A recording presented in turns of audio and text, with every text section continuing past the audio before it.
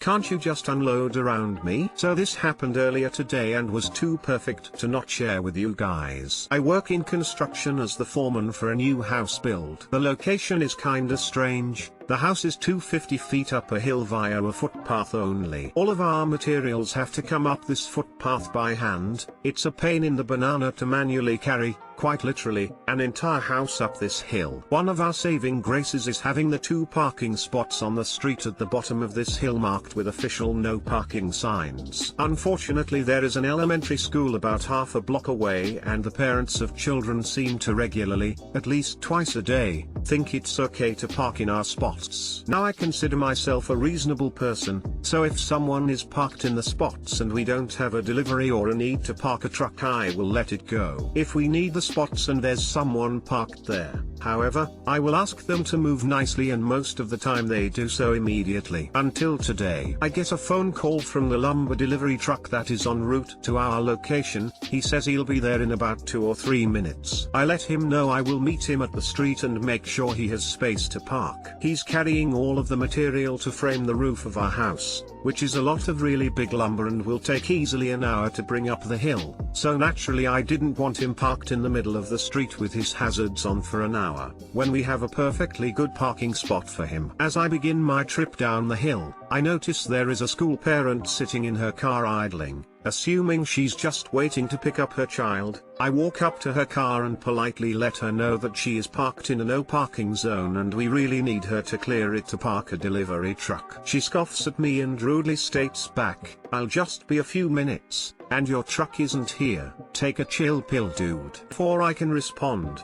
a giant lumber truck comes around the corner and I wave to him, and then gesture towards him to the woman in the car who has now put her window back up to ignore me. I put on my best customer service smile and wave at her through the window. She put it down halfway and angrily shouts, "What?" By now the truck has pulled up alongside her car and I politely ask her again, with a stronger tone of voice, to move her vehicle, reminding her that she is illegally parked in a tow-away zone. Then she gives me this wonderful idea. She says, "Can't you guys just unload around me?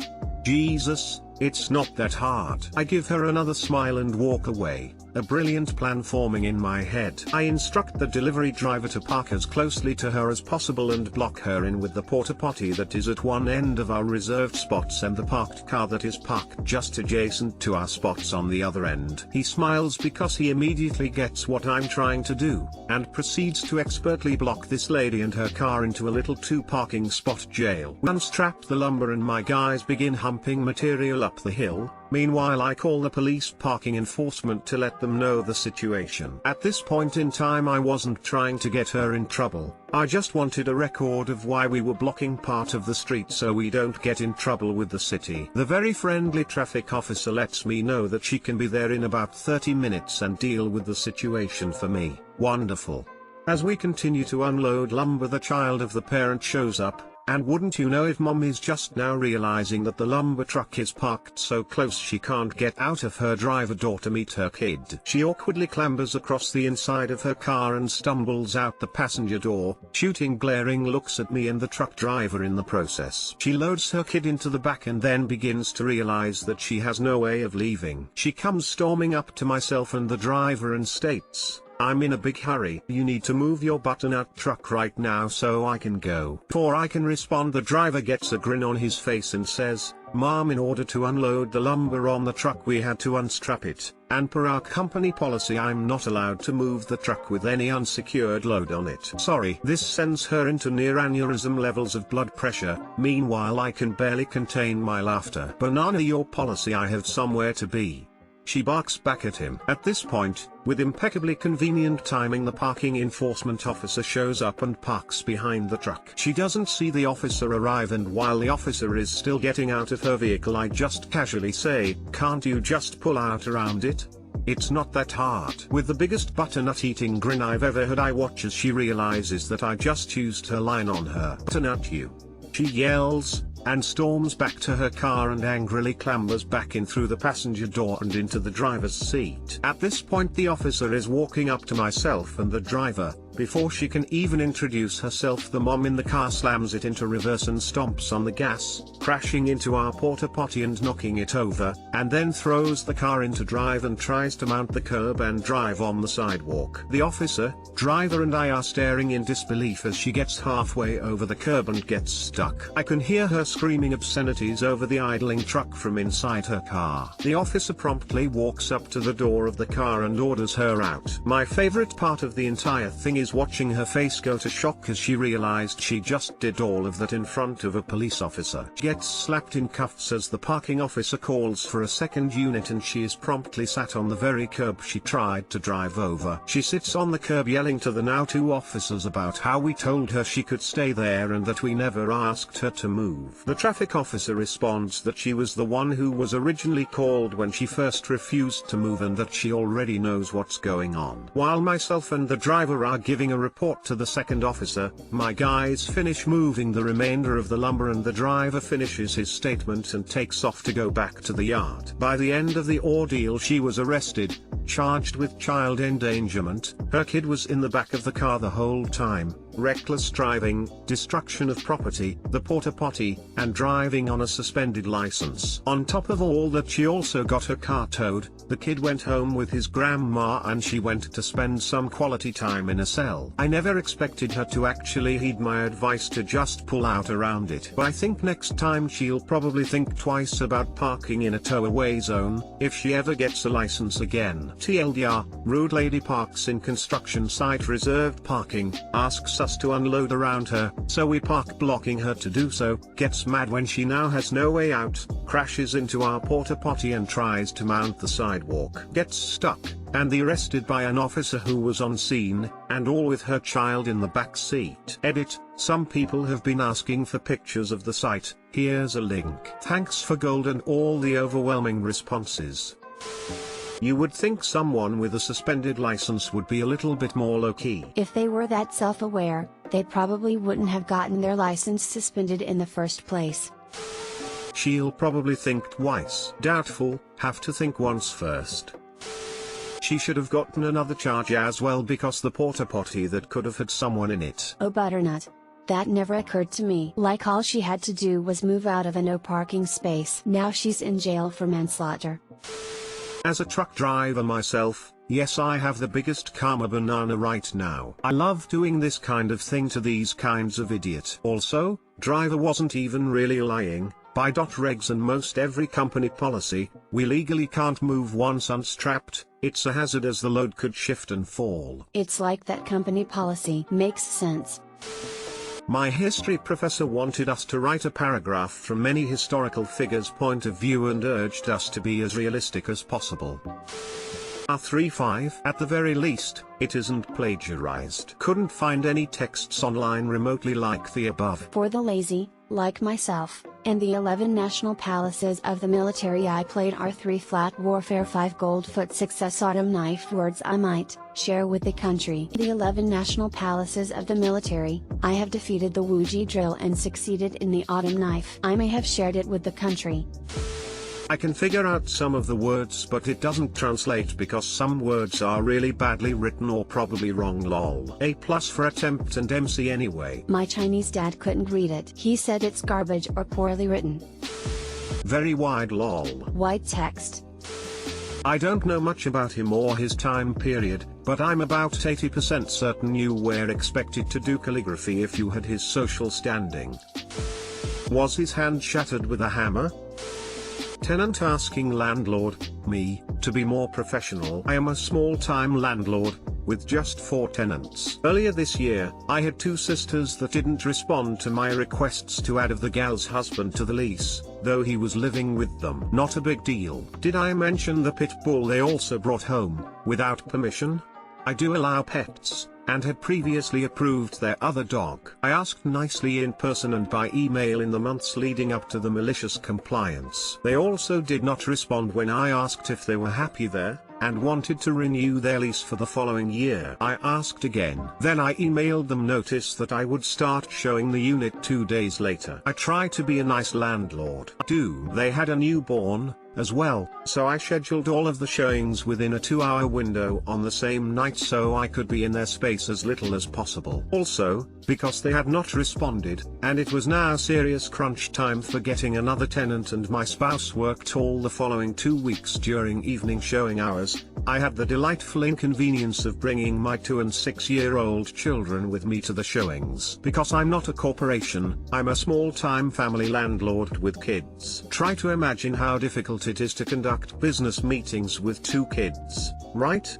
Then imagine staggering showings every 15 minutes, with prospective tenants who are also bringing their own kids. Just to further clutter your imagination, this is an 800 square foot 2-bedroom apartment with a cozy entryway. So I arrive with my 2 kids, to find that my tenants are still at home, along with the husband, the newborn and the other sister's boyfriend. So that's 7 people in a small kitchen already. Then the first prospective tenants start arriving. Husbands, wives, with kids, and some showing up early, so there's 2 sets of them. That's 14 people in a small kitchen. And I'm a mom. I have magical powers. So I'm holding my toddler, my daughter is safely under the dining table coloring, and I'm chatting with the prospective tenants and directing traffic while my actual tenants prepare to depart. If you didn't know this already, it's common practice in the US to leave the premises during real estate or apartment showings. This was their first apartment, so I actually emailed them ahead of time to let them know what is generally expected at showings, e.g.,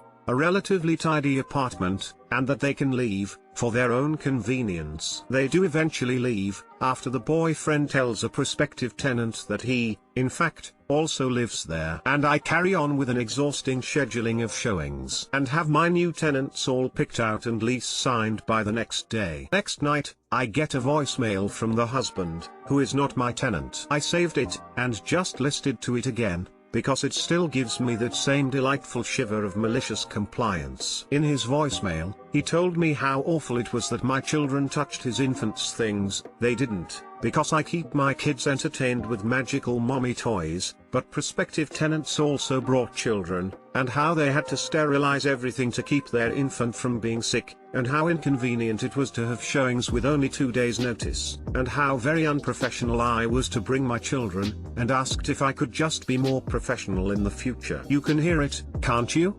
The deep shiver of malicious compliance vibrating through my offended being. The next morning, I started issuing professional lease violation notices. One for the extra residents of the unit, hubby and boyfriend. One for the extra dog. And a few additional ones for building concerns I noted during the showings. They ignored the violation notice, which I sent by certified mail and, thoughtfully, also by email. I decided to be even more professional 30 days later, and issue a 5-day notice to vacate. And I called their mom, who is their emergency contact, as an eviction notice is an emergency. Did I mention that their lease was due to end just a few weeks later?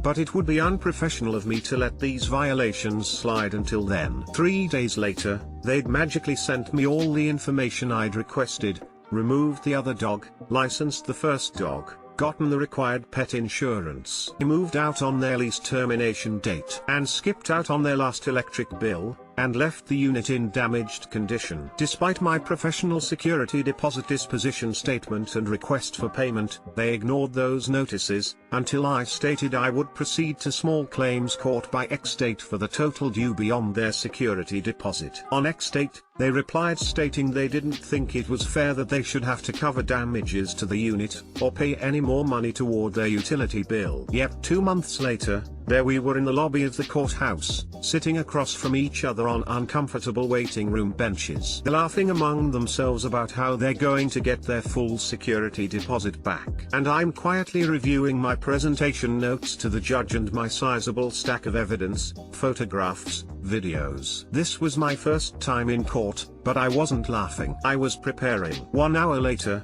we're back in the lobby and their mom is trying to write me a check for the full amount of the judgment. She doesn't have a pen. Kids don't have a pen. I, however, have a pen. I cheerfully offer my pen. She writes the check and hands it to me. And wait, I hold my hand again. Got my pen back too. I was so proud of myself for not saying any of the sassy things in my head in that moment. You know why?